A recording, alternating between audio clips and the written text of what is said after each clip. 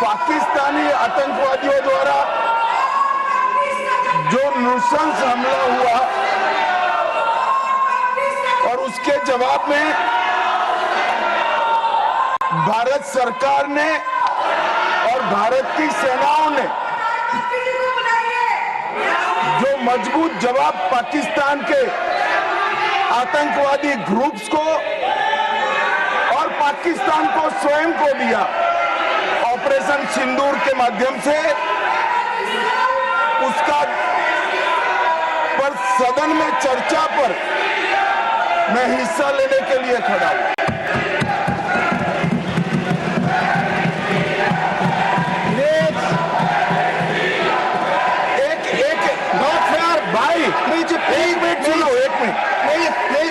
मैं आपका जवाब देना चाहता हूं। अरे यार एक मिनट सुनो, आप अपनी भाषण नहीं कर रहा। माननीय अध्यक्ष से पूछ रहे पीएम कहा है, इसका जवाब दे रहा हूं। एक मिनट सुनो भाई, आपकी जो डिमांड है उसी का जवाब दे रहा हूं। माननीय अध्यक्ष जी, पीएम साहब इनकी ऑफिस में ही है, उनको ज्यादा सुनने का शौक है क्या? भाई मेरे से निपट रहा है, काहे को प्रधानमंत्री जी को बुला रहे हो? और तकलीफ होगी, ये समझते नहीं है साहब।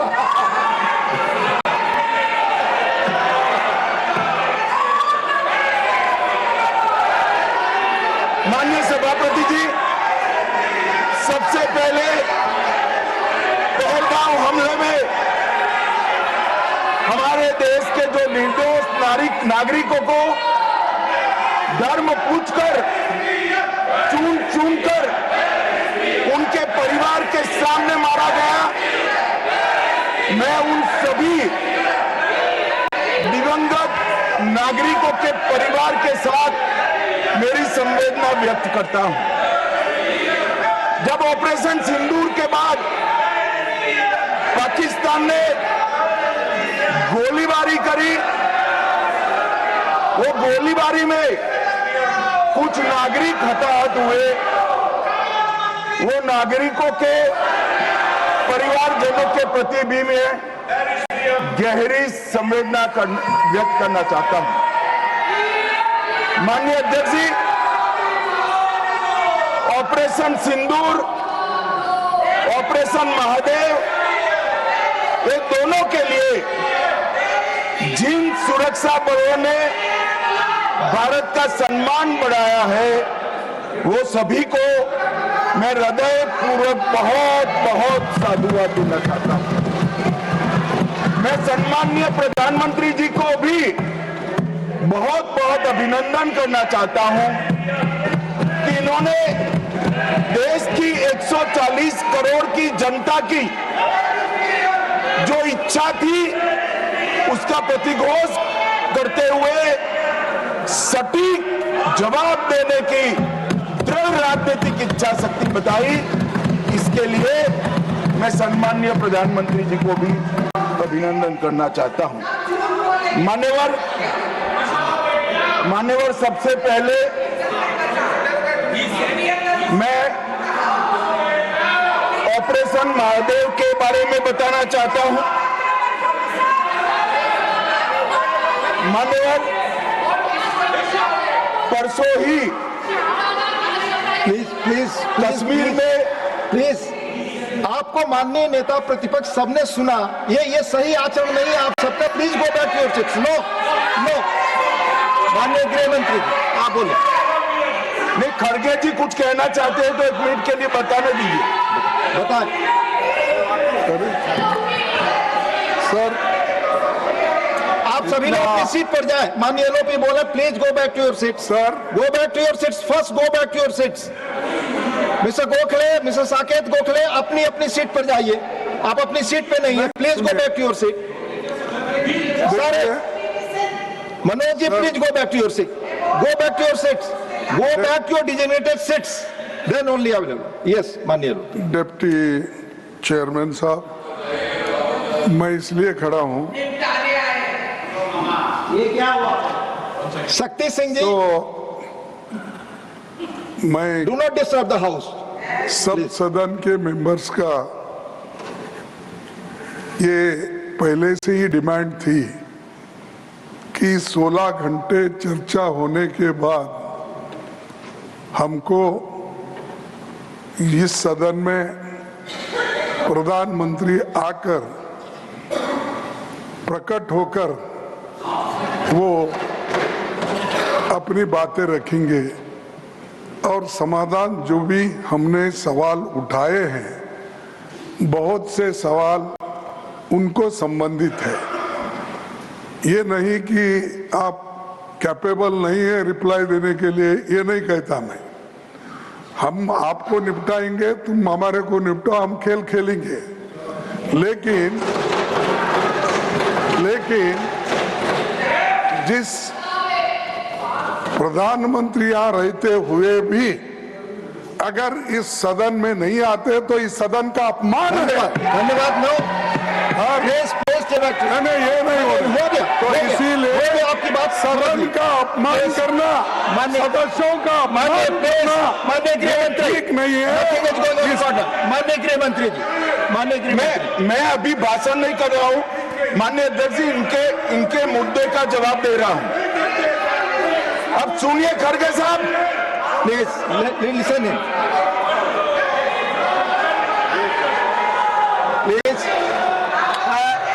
मैं आपको, माननीय खड़गे जी, मैं आपको इन्फॉर्म करना चाहूंगा, बीएससी मीटिंग में मैंने ऑलरेडी एक्सप्लेन किया था आपके सदस्यों को कि सरकार की ओर से माननीय कोई मंत्री जवाब दे सकता, ये रूलिंग है, आप फोर्स नहीं कर सकते किसी को। प्लीज प्लीज, माननीय गृह मंत्री जी आप बोले। और मान्यवर खड़गे साहब उठा रहे हैं, ज्यादातर महत्वपूर्ण मुद्दों पर कांग्रेस पार्टी खड़गे साहब को बोलने नहीं देती है, पीछे से सारे को खड़े करती है और वो ये मुद्दा उठा रहे हैं।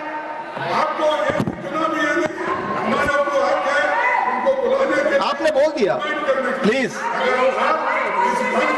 Please please please let him speak. आपको मौका मिला, आपने बोला।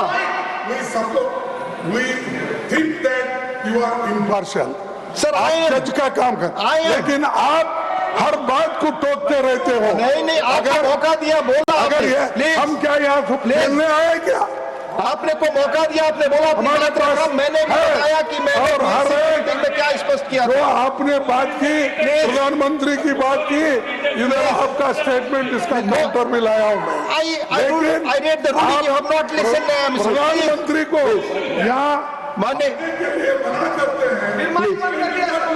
प्लीज मान्यवर, इसीलिए ये विपक्ष की मांग और स्टैंड दोनों उचित नहीं है, क्योंकि बिजनेस एडवाइजरी कमेटी में ये निर्णय लिया गया था, चर्चा आप जितनी चाहोगी करेंगे, जवाब कौन देगा वो सरकार तय करेगी माननीय प्रधानमंत्री की तरफ। मुझे मालूम है मान्यवर ये क्यों जा रहे हैं, मुझे मालूम है मान्यवर मुझे क्यों जा रहे हैं। वो इसलिए जा रहे हैं कि इतने सालों तक वोट बैंक प्रोटेक्ट करने के लिए, आतंकवाद को रोकने के लिए इन्होंने कुछ नहीं किया।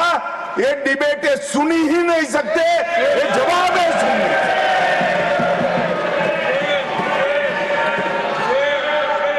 और जब भी ये कह रहे हैं और कोई लीडर ऑपोजिशन होता और ये बोलता तब तो मैं समझता, खड़गे साहब बोल रहे हैं। ज्यादातर महत्वपूर्ण चर्चाओं में कांग्रेस पार्टी उनके नेता को, लीडर ऑफ ऑपोजिशन को बोलने ही नहीं देती है। और वो मुद्दा उठा रहे हैं कि माननीय प्रधानमंत्री जी जवाब। मान्यवर, मैं सबसे पहले ऑपरेशन महादेव के लिए बताना चाहूंगा। परसों ही बहुत लंबे समय से चल रहे हुए एक ऑपरेशन का अंत आया और वो ऑपरेशन के तहत 3 आतंकवादी, सुलेमान उर्फे फैजल जट, अफगान और जिब्रान, वो तीनों हमारी सुरक्षा बलों ने इनको मौत के घाट उतारा। मान्यवर सुलेमान ए श्रेणी का लश्कर तैयबा का कमांडर था। उसने पहलगांव हमले में उसकी ही राइफल से गोलियां चली थी। गगनगिरी में भी उसकी राइफल से गोलियां चली थी और उसको हमारे सुरक्षा बलों ने कश्मीर छोड़कर पाकिस्तान भागने नहीं दिया। अफगान भी ए ग्रेड का लश्कर तैयबा का कमांडर था और जिब्रान भी उच्च आला दर्जे का लश्कर तैयबा का आतंकवादी था। मान्यवर, इससे स्पष्ट हो गया है कि ये आतंकवादी हमले में लश्कर तैयबा का हाथ था। इसके इशारे पर ही ये घटना हुई थी। और साहब देखिए, प्रधानमंत्री जी ने सेना को जो हुक्म दिया